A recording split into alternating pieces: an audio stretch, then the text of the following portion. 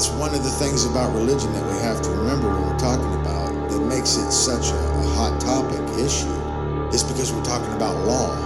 Who gets to be God? Who gets to be God's deputies? Who is the Most High? Who is the divine authority?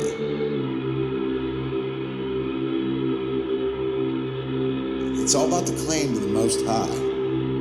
The only way that somebody can be higher than us is if we give away our power. Because there's nobody, we're all equal. But we're not equal in our knowledge, so ultimately I think it does have to be a hierarchy, but it has to be a cooperative hierarchy like a bee colony. It's about what our value system is, what we care about.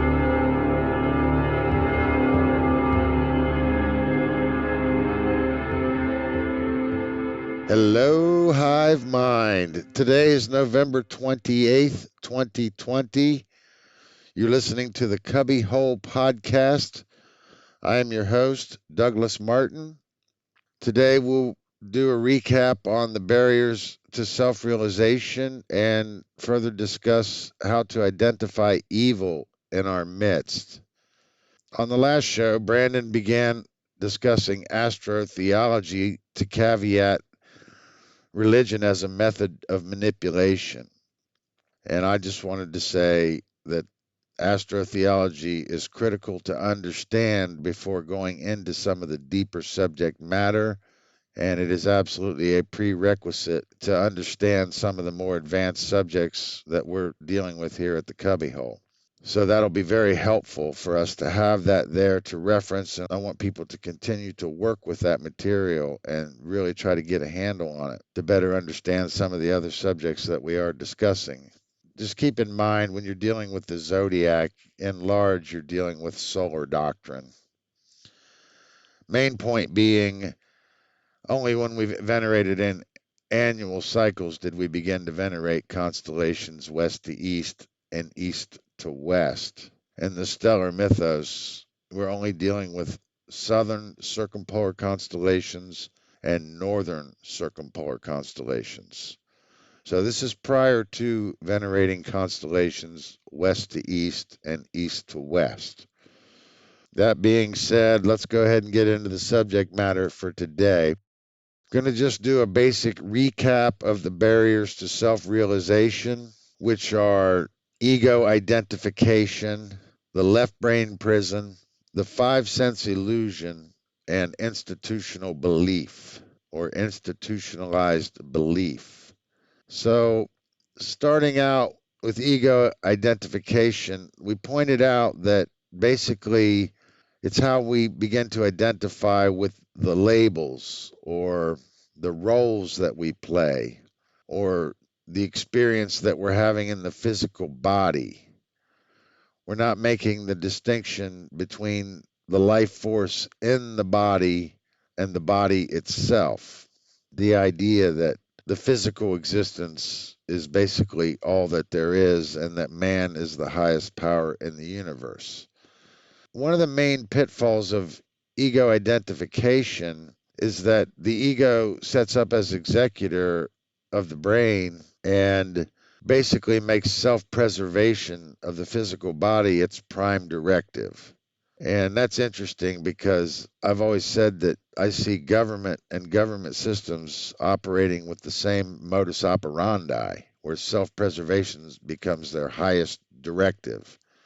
The directive to remain executor, the directive to create the appearance of philanthropy, when in fact it's causing nothing but muddle, extravagance, and scandalous waste.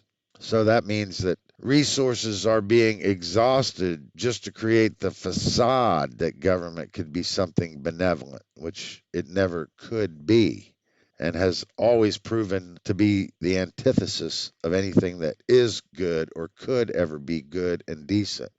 So this ego identification, it's about identifying with the roles we play.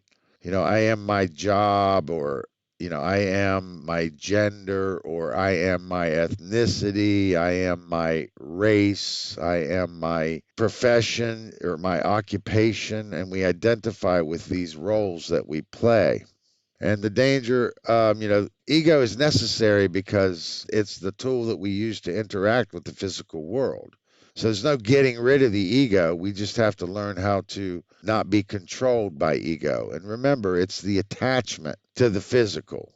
The idea of enlightenment does not mean that you become a perfect being and never make mistakes in the physical world. It simply means that you've acquired a knowledge set that helps you understand what has true value in this world, and that your behaviors have been altered to demonstrate and put forth effort to preserve those things that you've found to have true value. There's a lot of things we can say about the idea of enlightenment. There's a lot of misgivings about what people think it means. One thing I want to say about that is that a lot of people seem to think that becoming aware of government corruption is some level of enlightenment.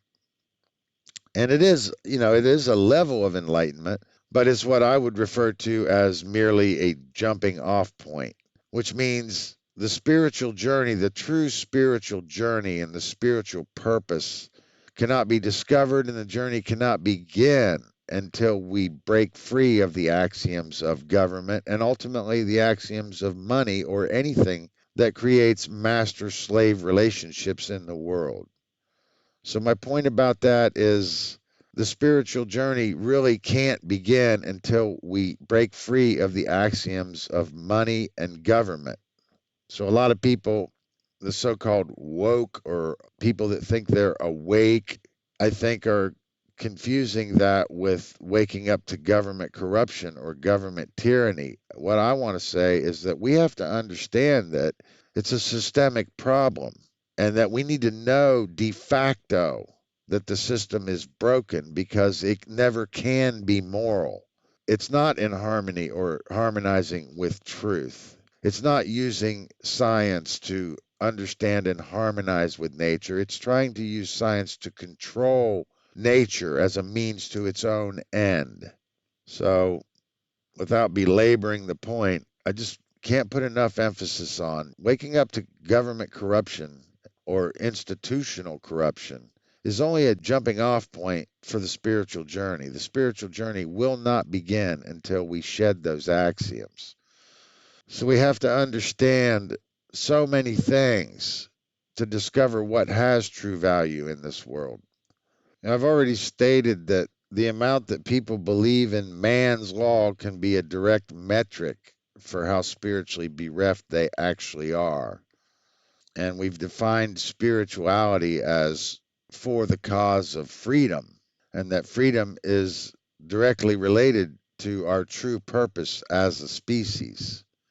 If we're not endeavoring to protect and preserve freedom, we're not filling our role in nature. And the ego identification, the ego convinces the body that the body should only serve the body rather than serving the life force or the dweller in the body, the higher true self. So we need to keep that in mind. It's part of our personal responsibility to truth. So this ego identification, the ego is a tool, and that tool is what allows us to engage the physical world, and it also acts as a protector in the sense that it helps us distinguish ourself from other things that exist in the physical world, which ultimately we are connected with. But the ego is the part of ourselves that makes the discernment to warn us of impending danger, for instance, like, a tree branch that might be about to fall on our head, or a big hole up ahead that we might fall into if we're not careful and step around it. So while the ego protects, it separates us, and that's the danger in ego. And I'm basically just recapping these barriers to self-realization. I suppose we'll continue to flesh these out and bringing them up to help understand where we tend to go awry in our thinking and understanding our true purpose as a species and understanding the importance of freedom and protecting freedom and preserving knowledge for progeny and posterity. Main point is ego identification. The danger in it is that while the ego protects, it separates. So We don't want to let the ego or the tool to set up as the master of the being or the executor of the being. And we talked about how a left brain imbalance is associated with our complex setting up as the executor of the being, and a right brain imbalance, the mammalian brain, sets up as the executor of the being. And that these are both forms of animal consciousness that we need to bring into balance so we can access the frontal neocortex and promote a state of growth in homeostasis. This left brain prison is the tendency to get trapped in this existential worldview and only engage in things that we can see or detect with our five senses. So, in ancient Greece, while Aristotle essentially championed reliance on the five senses, Plato and Socrates basically felt that the five senses were the deceiver and that we needed to learn and try to connect with more of the unseen forces that were at work in this world. And that was always what the purpose of mythology and the idea of gods and how the idea of mythological heroes and the idea of gods were used to understand and express unseen forces. So when we're talking about the Egyptian mythos, we're talking about a civilization, a lasting civilization that had mastered and perfected this mythology, and that once that civilization did collapse, that the great civilizations that came in its wake were unable to understand fully what the Egyptians were doing and what they had accomplished. And that only in the modern world are we really able to fully understand what they were endeavoring to do, and that scholars have perpetuated the dogma all the way into the modern world that they took from the Hebrews or that they took from the Greeks who never understood the Egyptian. In ego identification, we tend to identify with the labels, and the labels are just simply fragments of consciousness, just, an experience that we're having in this time space continuum. So that's not who we are. That's not who we truly are. We're so much more than that. We don't want to get trapped in that ego identification because that leads us astray from truth. And this left brain prison is rooting us in empiricism, in empirical science, where in order for something to be objective, there has to be an object. So these things are all related the way that they work. We're really going to have to really learn to understand this triune brain model with this left brain, right brain paradigm that we're discussing here. Most people, I think, are aware that in the physical world we are in duality, but they tend to think that evil is a polarity of that which is good. And that gives us the idea that evil is inherent in nature. And I'm trying to point out that evil comes from human beings or the failure of human beings. It's not necessarily inherent in nature. There's not an equal amount of evil that exists in the world to counterbalance the equal amount of good. As we've said, the Egyptians described ignorance as the only real true evil. So when we're talking about ignorance, we're making the case that it's an act of sheer will. But what does that mean?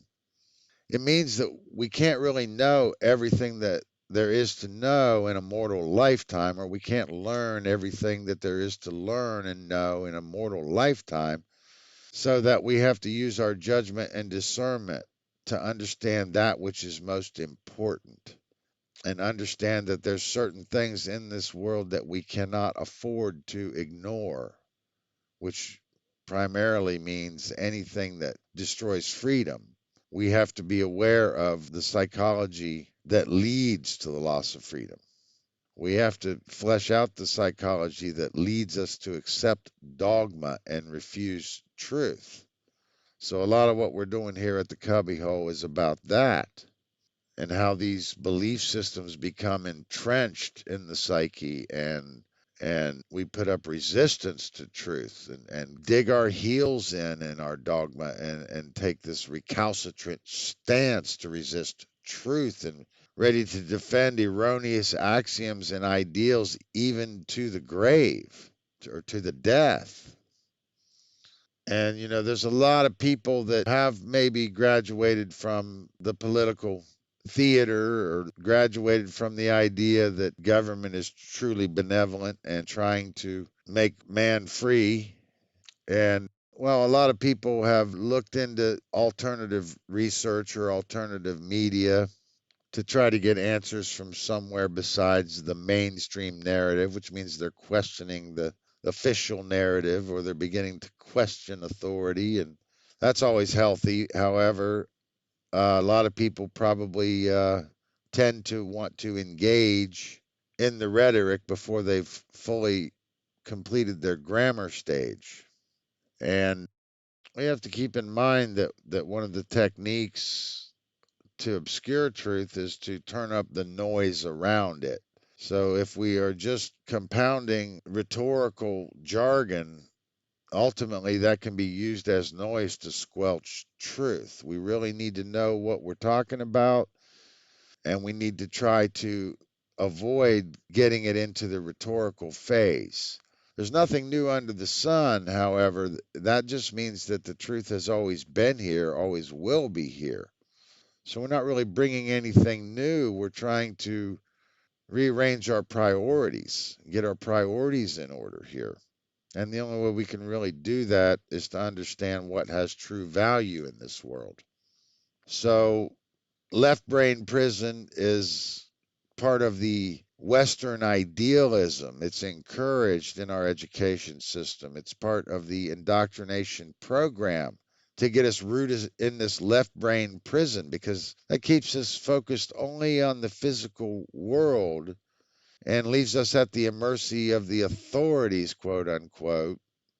The idea that somebody can represent us and that we can live in a world of proxy, which is not true. We cannot afford to live in a world of proxies and can't truly have representation. An individual that represents our common interests across the board. If we look at our political paradigm in this country, it's in total disarray. I mean, the country is more divided now than it ever has been on every single front, to the point where they're even creating new things that they can divide us on, new issues that they can divide us on. So we have to keep in mind that we need to find our common ground. And really, where the common ground is understanding that our freedom is inextricably connected. So if anybody is really going astray from truth, then the behaviors that they're taking in this world will compromise freedom in the aggregate for all of us. So each individual has an individual responsibility to truth for the sake of freedom. Because without freedom, we have nothing. And it's all of our responsibility to ensure that we're doing everything we can to preserve freedom for the sake of progeny and posterity. So this idea that evil is inherent in this world is a fallacy. Evil comes from men. The Joseph Conrad quote, "The belief in a supernatural source of evil is not necessary. Men are quite capable of every wickedness." So we have to get rid of this idea that evil exists inherent in nature. Basically, evil could be defined as resistance to truth or that which destroys freedom, because resistance to truth is that which destroys freedom. And it's related to understanding the natural law. As morality declines, freedom declines. As morality increases, freedom increases. And that's our responsibility. And yes, evil can win. So it's not that evil is a necessary balance for good in the world. It's that everything in creation that's not man-made is God's creation. And everything that's in creation that is man-made is an extension of God's creation. So we have free will, and with that free will comes responsibility to truth, because we can't accidentally do the right thing. We can't give something that we don't have. And we can't have something that we don't earn. And we can't change the immutable conditions that are woven into the fabric of the physical realm and the spiritual realm. The best that we can do is discover the laws that exist in this realm and learn to harmonize and align ourselves to it. So, this idea of the lesser of two evils and this political dialectic, this polarization dialectic we know as politics, is the illusion of choice because, freedom ultimately is about having choices. Well, if you only have two choices, that's no choice at all. So freedom is about having choices, but freedom is also responsibility to truth. Because ultimately, yeah, we have free will and we can create whatever we want here. We can build a paradise or we can build a prison. But ultimately, our free will only really serves us to be able to discover the laws that exist in nature and learn to live in harmony with them. This is why prudence is so important. We have to have prudence to discover the natural law. So without prudence, we have no way to discover the natural law. And that's why they want to make certain personal choices against the law, because that way we cannot engage in prudence and discover the natural laws for ourselves that are inherent to nature. So we have to be able to distinguish prudence from morality. And this idea of the lesser of two evils is still evil.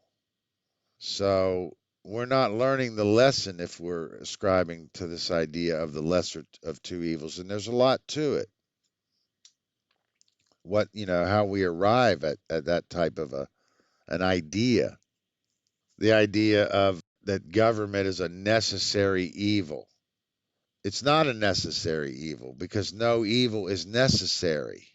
Evil is only necessary for somebody who's in fear wanting to control. And that's not something that benefits us as a species. Therefore, it is not necessary. Evil can be considered to be necessary in the sense that it helps us to discern that which is good. But the point is, we don't have to live with it. The point is, if we learn to understand it, that we can live and not have to engage it. We need to understand that the whole system is set up under the premise of the idea that's based on better the devil that you know. So I want to try to explain that a little bit. The idea of better the devil you know. A good example of that is in the movie The Da Vinci Code. Because you have a conspiracy that is created within the church, in the institution, that only a qualified member of the church is qualified to solve. And it sets off this horrific series of events, and then they bring in their own investigator to solve a crime within the institution of the church that was created by the institution of the church. So this is the idea of the better the devil that you know. The idea that if you didn't have the church to combat the evil that they created, then there wouldn't be anybody that could deal with the threat or that could deal with the threat or the danger. Government operates in much the same way. It creates problems and then scripts itself to be the heroes that have the solutions to the problems that they created. So the whole idea is the better the devil that you know. And what I'm trying to tell you is that you can't play patty cake with the devil. That the devil doesn't have anything that you want or that does truly serve us as a species. So we have to get past this idea of the lesser of two evils, and we have to get past this idea of the better the devil that you know. The idea is to learn the nature of the self and then learn to live above the lower aspects of the self and find true value in the things that truly matter in this world and let our endeavors be focused on preserving that for progeny and posterity. The 5 sense illusion, we can understand The point I wanted to make about the five sensual illusion is that it's directly related to what we were talking about, this idea of westing. It's, going in the direction of materialism, which takes us away from source, away from the light, away from the truth. The idea that the sun rises in the east and the sun sets and goes into the underworld in the west, and then the chasing of the sun into the west is the chasing the allure of gold and the golden rays of the sun. It's where we get the idea of chasing the lost city of gold and the allegory of the lost city of El Dorado. We want to be aware of this idea of this better the devil that you know and understand it's an illusion, that we can't live in a proxy world and nobody else can represent our best interest, in the sense that everybody has different ideas about what they want this world to be or what they want out of this world. So we have to really understand that there is a tremendous responsibility, because these ideas, the idea of freedom is fleeting, and then all of these other ideas are compounding to obscure what is necessary to attain freedom. And that freedom is basically unfamiliar to us throughout our classical history. While the American Revolution does definitely represent a benevolent attempt to resist tyranny, we can see that the doctrines that came out of that were not perfect by any stretch of the imagination. And quite frankly, the Declaration of Independence was a more perfect document than the Constitution, because once you give man the power to tax, you've given away a right to a group of people that you don't have to give and that you don't have in the first place. So understand how that works and how that's related to this pursuit of materialism over spiritual purpose. And when we talk about spiritual, we're talking about the endeavor to preserve freedom in this world and understand the things that seek to destroy freedom and create the spiritual armor to resist the things that destroy freedom. So this institutionalized belief, it's a dangerous proposition, because institutions can become corrupted. And this dynamic of groupthink, this herd mentality, the idea that the individual consciousness is affected by the aggregate consciousness, which is true. Yes, if you have a more enlightened, a more mentally developed human being, and then you put them in a group that has a lower conscious frequency in the aggregate, it will affect the being that is resonating at a higher frequency. The physical is always reaching up to pull the spiritual down, while the spiritual is reaching down to pull the physical up. So I want to keep that in mind and understand that's part of our responsibility. This idea of the ultimate sin, they would have you believe that the ultimate sin was some lewd sex act. And I just wanted to say the ultimate sin is believing in government or believing in socialism or believing in man's law. Because in order to believe in man's law and then the act of setting up man's law in the form of an institutionalized system, that is the ultimate sin, because in order to set up and establish man's law, you have to overthrow the laws of creation, which is the same as overthrowing the creator itself or overthrowing God. So I would tell you that was what the ultimate sin. And the word sin is an archer's term. It simply just means to miss the mark. That's what the 666 represents, failure in our expressions of consciousness, the trinity of the thoughts, the emotions, and the actions. The 666 represents failure in all three of those things. So it represents basically an extinction event. It's something that is our responsibility to prevent from happening to us as a species. So this institutionalized belief, the problem with that is that an institution operates much like the ego. It seeks to, self-preservation becomes its highest directive. So therefore, everything that may be antithetic to morality or antithetic to truth becomes justified. The end is justified, or the means is justified by the end, which is self-preservation of the institution. And then this group think dynamic is a dangerous proposition. We have to remember that democracy ultimately is mob rule. That means rule by the most ignorant. So in that respect, all these ideas for government systems are flawed in some way. And we can talk a little bit about what those are, which I did want to get into a little bit. In the classical sense, or in the traditional sense, or in the political sense, these terms communism and socialism are closely related. And I think most people that are studying in the political science arena would be able to give you, or would agree with the definition that I'm about to give for these two terms. But when I use the term socialism, I mean all forms of coercive government, unless I say otherwise.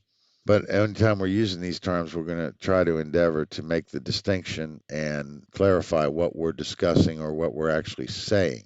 But the main way that we can understand these ideologies in the modern world and distinguish what we think of as communism from socialism is that typically socialism implies control of all production. So whatever is produced is centrally controlled, what you might call government property, under the guise that the government would distribute that property equally among the population, which I shouldn't have to tell us is a fallacy. Because if government's primary directive is self-preservation, then it's in its best interest to create an artificial scarcity, manufactured lack, because it's the lack or the fear of lack that's going to create the demand for the institution known as government to continue to exist. So we have to understand that. And this idea of socialism, as I said, in the traditional sense or the classical sense, refers to centralized control of all production or that which is produced. And that can be distinguished from communism, which can be defined as centralized control of all production and all means of production. So basically, that means that the individual can't really own anything and that everything is property of the state. And I think that that's how most people distinguish those two ideologies from one another. But ideally, I think most people would agree that socialism is communism light, and they associate it with a leftist ideology in the political sense. And they also tend to think that conservatism or capitalism is the only solution to communism. You know, if you're reading J. Edgar Hoover's book, The Master of Deceit, you might get the impression that, hey, this sounds anti-authoritarian, almost anti-government.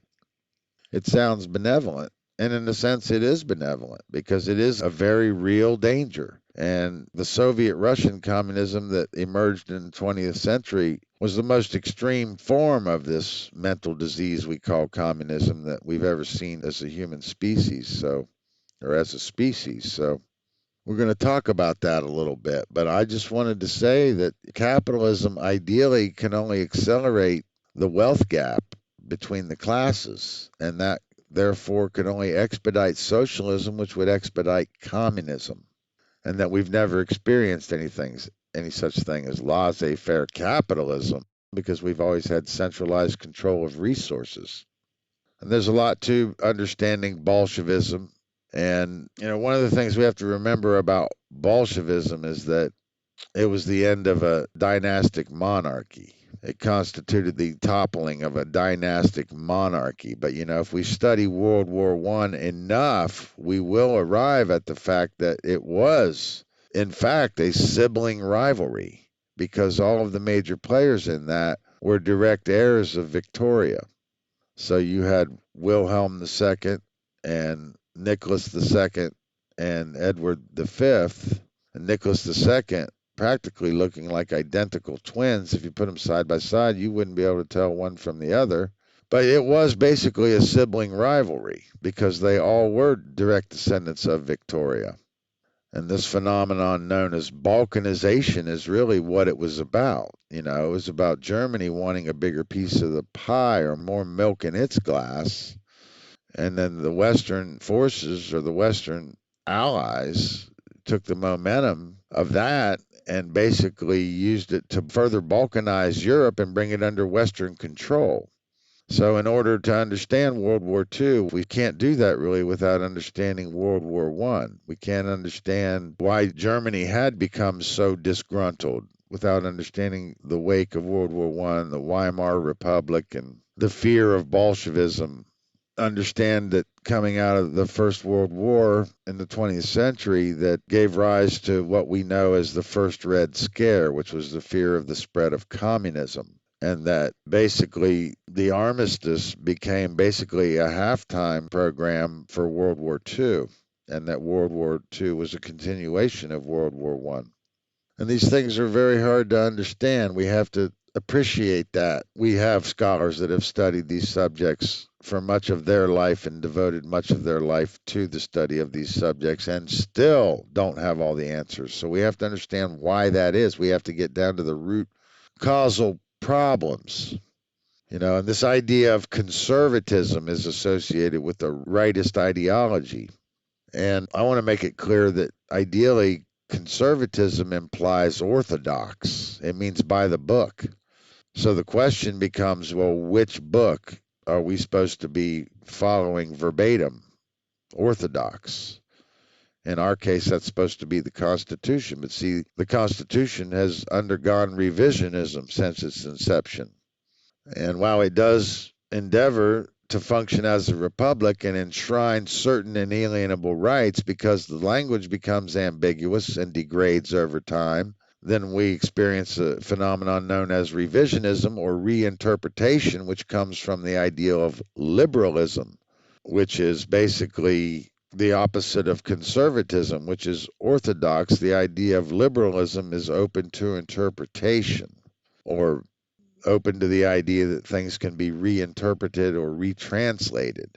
And that leads to this revisionism. So when we're looking at, from the time of the inception of the Declaration of Independence to the forming of the Constitution, and then the 200 plus years all the way up to the present day, and how much freedom has been compromised and how much suffering has been caused in that time period. Basically, one thing we want to say to ourselves or try to understand is that everything that's happened in the wake of the creating of these documents or these charters basically defines by precedent what the language was actually supposed to mean. And everything in our modern system of law is defined by case law, which sets the precedent, and then the case goes into the courts, and then the ruling consensus basically sets the precedent for what the law can be interpreted to mean. So there's a lot of things we have to understand about that. I'm not going to fully break down all of these ideologies, but we're going to start talking about them and try to further flesh them out. One of the things I would tell you is that if we're talking about the Civil War, we absolutely have no way of understanding what that's about if we can't distinguish between feudalism and manorialism. Because basically what it was before the Union had total control, a large portion of this country was operating under manorialism, which means everything that the manor produced or needed was produced on the manor by the manor. So they were basically self-sufficient. And what we call or refer to as slaves in many cases could be referred to as employees of the manor, and then their treatment would be determined by what type of a landlord that they actually have. But the point is that when the Union actually, or the Emancipation Act was actually instated, that a lot of people lost their livelihood, because what the idea was to take thousands of independent manors and bring them under a centralized control. So what they wanted to do was get rid of the manors and then establish feudalism in 50 feudal territories. So rather than having thousands of landlords dictating company policy, they wanted to have 50 feudal territories with 50 landlords that they could control under a centralized authority. I'm not sure a lot of people fully understand that. My point is, we cannot understand what we think of as, African slavery or chattel slavery during the Civil War and colonialization period unless we understand manorialism. And the term slavery is an ambiguous term, but basically I want to define it as anything that destroys freedom. So it definitely corresponds to evil. And this idea, this first Red Scare, ultimately that created a lot of fervor to engage in more world conflict, and ultimately leading up to the Second World War. And then coming out of the Second World War was very controversial, and that led to a phenomenon known as McCarthyism. Well, this McCarthyism was simply what we can call the Second Red Scare. And it was basically a result of what happened to Patton when Patton basically marched his troops all the way to the outskirts of Berlin and then was relieved of the command of the Third Army. And Zhukov of the Russian forces was allowed to take the Russian forces into Berlin before the Americans, and that created a tremendous controversy. And then the Senator Joseph McCarthy basically began stirring things up in the echelons of the Congress and the United States government about this second Red Scare. So the way the Second World War ended was very controversial, and that did lead to the Second Red Scare, which led to this phenomenon known as McCarthyism. So one of the points I want to make about it is that this McCarthyism was basically the term that we used to have for the idea of a conspiracy theory. So the term McCarthyism ultimately was replaced in 1969 by this term conspiracy theory. And the whole idea of the conspiracy theory is to marginalize independent journalism or marginalize independent researchers, because there is such a thing as conspiracy fact. And if we start etymologically breaking down these terms, conspiracy simply means to breathe together. So it's going to be hard to convince anybody that there's never been an event in history where people were breathing together. So main thing we want to understand is the idea of conspiracy theory is to stigmatize or marginalize anybody that questions the official narrative or questions authority. And I'm sure that had a lot to do with JFK, but everything that happened in the 20th century, quite frankly. We have to understand how we want to euphemize words, like when Edward Bernays became the propagandist for the United States, the first thing he did was change the Department of the War to the Department of Defense. And this idea of post-traumatic stress disorder, that used to be called shell shock. So, why did we want to euphemize that? So we can feel better about it, Government is a euphemism for slavery, so we have to stop euphemizing these things and understand what they really are and represent at their face value. So I'm going to give you an Albert Churchward quote right here. He says, "A great error is often committed on account of the disguise and false colors in which many things appear when presented to us in an imperfect state. I have seen thousands of things which are not in reality what they appear to be, and that both in the moral and natural world, knavery puts on the face of justice, hypocrisy and superstition wear the vizard of piety, deceit and evil are often clothed in the shapes and appearances of truth and goodness." Albert Churchward. So the things which truly do not serve us as a species or are antithetic to our species are elusive to us, and they disguise themselves in their counterpart, in their benevolent counterpart. So we have to learn to recognize and learn to see through the vizard of piety and understand that ignorance is the only evil, and that only by extracting ourselves from that condition, which is an act of sheer will, are we going to develop the lens that we actually need to identify and recognize evil in our midst. So when we're talking about things like ritual sacrifice and devil worshipers, Satanism, and things of this nature, we really need to have a more mature perspective on these things.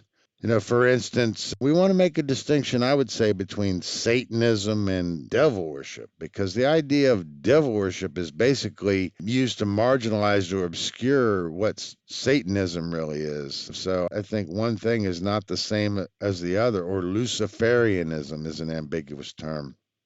because Luciferian, with the word Lucifer, which is simply lux ferre, the carrier of the light, is associated with evil now. So we have to understand how Lucifer became associated with the idea of the Christian archetypal devil, when in fact, in its etymological origin, means something totally antithetic, the carrier of the light, the bringer of the light. So we don't want to get hung up on the word, we don't want to get hung up on the label or the terminology, but we do want to be able to make distinctions between these things. So the idea of devil worship is more in line with what most people think when they hear the word Satanism. And I would tell you that Satanism is simply a form of cognitive dissonance, and that the actual tenets of Satanism actually define a condition in which most people are actually living their lives today, which is ideally selfishness. So in this ego identification, the ego wants to set up as executor of the being, and then self-preservation of the physical body becomes its highest directive. And the other tenets of what we can call Satanism, which really is ultimately just cognitive dissonance or moral relativism, the idea that morality is subjective or relative to our personal whims and desires. Therefore, we are the arbitrator of truth, or that which is good, or that which is evil. It's a God complex, ultimately. Or social Darwinism, the idea of survival of the fittest, which is ultimately just survival of the most ruthless, which means the most psychopathic among us is the cream that would rise to the top of that systemic paradigm. And ultimately, eugenics, the idea that man gets to decide who lives and who dies, or who should procreate, or what genes gets passed forward and what genes get sterilized and removed from the gene pool. It's a God complex. And I would tell you basically that anybody that's trapped in this dialectical materialism or this socialist mindset that coercive government is a necessary evil is a eugenicist, which means they have a God complex. They believe they are the arbiters of truth simply by embracing moral relativism. To embrace moral relativism means that you believe that man is the arbiter of truth, or that you individually are the arbiter of truth. And it's a mental disease. I like to say that money and government are constructs that only exist in the diseased mind. And it's true. There's no such thing as a necessary evil. One of the things I want to say is regarding the idea of magic and sorcery. There's going to be a lot more that we need to open up to really understand all this, which we're not going to do today, but just want to mention it here so we can at least have it on the table for future discussions. Basically, just the idea of the ruling class, its modus operandi basically is related to a fertility ritual, in the sense that they have crops and then they seek to fertilize those crops. So basically, they are shareholders. And then what they do is they try to manipulate the environment, which you can consider the soil, to promote a bountiful harvest. So when we're talking about mind control, we're talking about social engineering and propaganda. And they're using social engineering and propaganda, in which dark or psychology is applied in general, to manipulate us in certain ways that we don't understand, and manipulate our behaviors to get us to behave certain ways that they want us to behave, which can be considered the fertilizing of the soil to help grow their crops, which are their investments. So when we're talking about ritualistic magic and ritualistic sorcery and how these are based on fertility rites, this is why. So it's very important to understand the fertility rites in pure forms so we can understand them in corrupted forms, and ultimately understand that dogmatic religion is born out of the ignorance of understanding pure forms of fertility rites. We have to keep in mind that the idea of the fertility cycle is also related to the fertility cycle of human existence. Therefore, failed crops equates to extinction, or infertility equates to extinction. So if we're talking about ritual magic or chaos sorcery and things like that, And social engineering, that's what we're talking about. We're talking about farmers, what we can call shareholders, have planted their crops, what we can call their investments, and are manipulating the environment, what we can call the soil, to try to ensure a bountiful harvest. And that's important to understand. So when we're fleshing out these sacrificial rituals and things like that, we can understand the relevance of how that comes into the modern world. And I want to give you another Churchward quote right here. Churchward says, "As for politics, what antics do some creatures calling themselves men descend to for party reasons? The grandest of all the divine creator's works, man, has been degenerated into the basest of animals. Many, a disgrace to humanity, have no thoughts of the hereafter or no real wish for the advancement of their fellow creatures. What they profess is one thing, but what their actions denote is something totally antithetic." And I brought along another Churchward quote here, so I'm going to go ahead and just read that to you now. "Recently, ethics has been preached and written by men who have not the slightest idea of the harm they are doing to their fellow creatures in their country. They cannot have any real knowledge of the past history and evolution of the human race, or the cause of the rise and fall of all great nations of the past, or from whence originated the doctrines they believe in or profess to believe in. Many fallacies are still written and preached by some of our professors and great divines as truths, whereas the truth is entirely different. I therefore hope that my work may awaken and teach them before it is too late, and that the human race may not be sent back to the dark, degenerate age from which we have just emerged." Albert Churchward. So that's very profound, and he's definitely implying that the knowledge that we have and that we're going to need to sustain ourselves as a species is always in danger of being lost or being compartmentalized to the point where it's no longer accessible to us. So that's about all I brought for today's show. I hope you found value in the information presented here today, and thank you for listening. Please visit our website at CubbyWhole.com. That's CubbyWhole.com. And keep transcending dogma.